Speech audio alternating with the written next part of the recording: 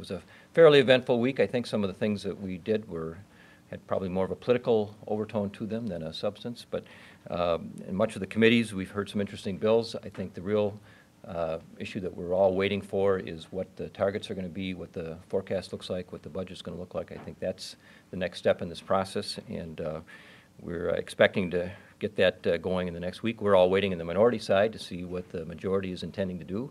A lot of promises were made in the campaign about things that they were going to do and all the things that we needed to do and all the kinds of benefits we're going to provide to the state of Minnesota, but we're a little bit concerned about what the resources are and whether all those things can be paid for, and if so, how we're going to do that. So from our perspective, we think we need to hold the discipline on the budget and use the resources we have, and we'll see the final numbers, I guess, on Wednesday, and I hope at that point we'll begin to get down to maybe the more difficult work of setting priorities. So a couple of bills that we're going through, I guess, that there was obviously the renewable energy bill that got passed, which had pretty broad agreement. I won't speak for myself, but pretty broad agreement on that.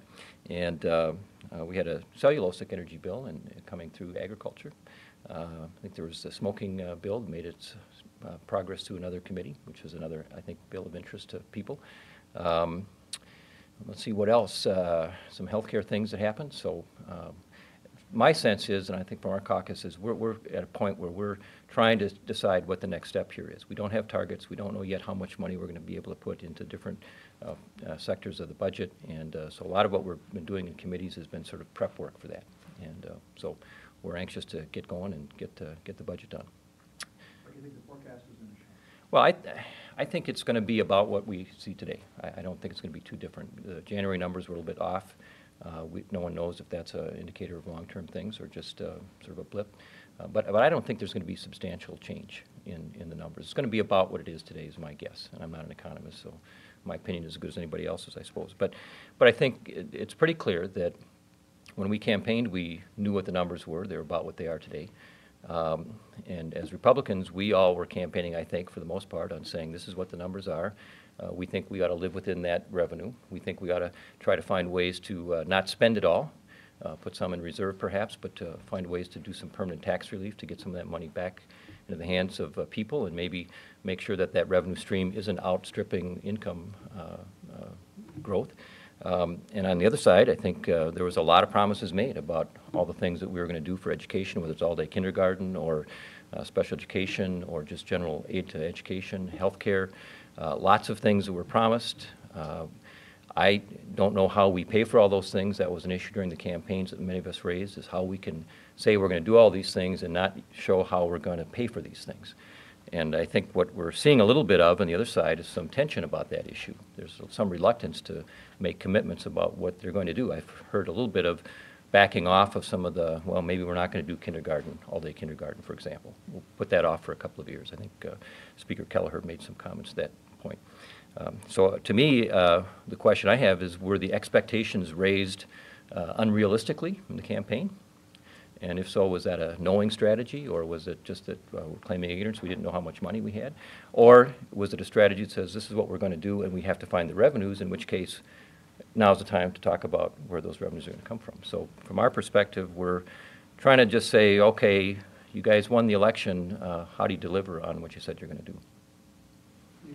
Well, that's an interesting point, because what's different from, what do we know today that we didn't know in November in terms of what the revenues are? I don't think a lot different. And so if we're saying today that we don't have the revenues to do all these things, why during the campaign would we be saying that we are going to do all those things? I'm a little, that's what we're saying. We're a little confused about the message that was sent during the campaign and the communication to the various groups about the things that we were going to do, and now basically they're saying the same thing that we were saying, is there isn't a whole lot of money to do everything, and it's about setting priorities and doing things in a way that makes sense, which is what we campaigned on. So we're a little confused, I guess, about what the message is that's coming from that side. But you wouldn't it be okay with your caucus if there wasn't a tax increase and things were, scaled back as far as spending?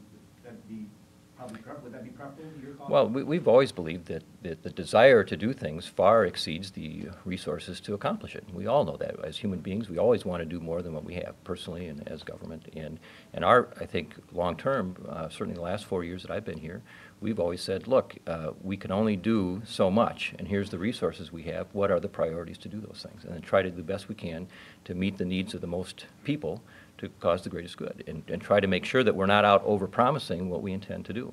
But what the last campaign showed was that there was a great appetite to make lots of promises about things that we felt were unrealistic. And we tried to make that case in the election. We lost. So I guess if that's what the message was that won, then now's the time to deliver on meeting those expectations. But was it also the message sent that there is an appetite for change in the last election? A change in the sense of what? I mean, the change that I... So they're talking about policy issues that they want to try and address, whether it's education or university healthcare. Well, the change that I got, my sense was that Republicans were too unwilling to raise revenues, and that was really the problem.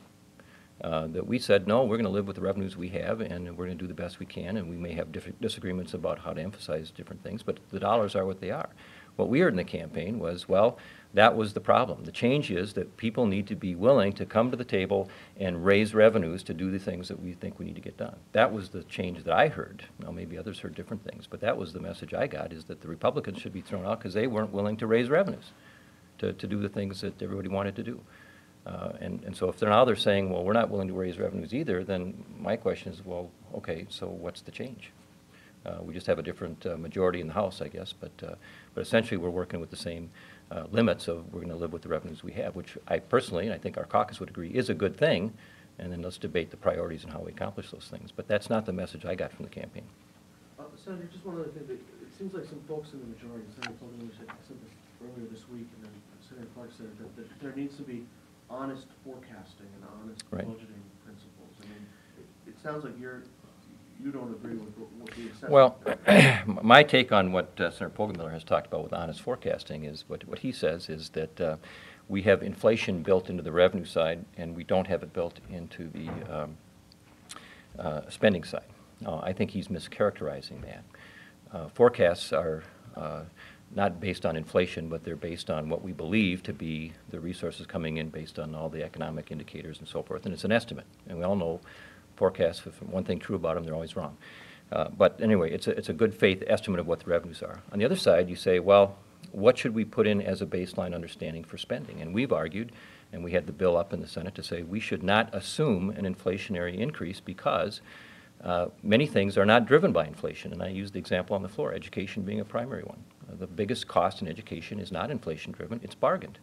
And so when we build in an assumed increase, what you do is you set the expectation for a budget that your costs are going to go up at least that amount without taking the trouble and the work of going back and saying, what are we actually trying to do and what is it going to cost to do that? So I think the honest way, the fair way, the truthful, transparent way is to say, let's do more of what might be called baseline budgeting and not assume inflation when it may not apply.